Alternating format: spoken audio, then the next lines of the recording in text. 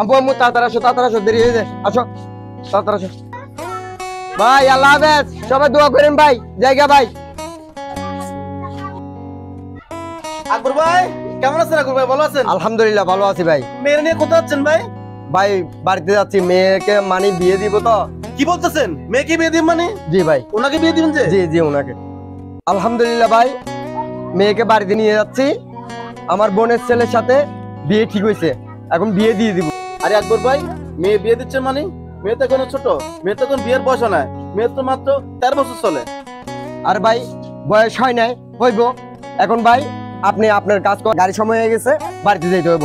সরেন আপনি, সরেন ভাই সরেন। দাঁড়ান ভাই দাঁড়ান, একটু কথা শুনেন।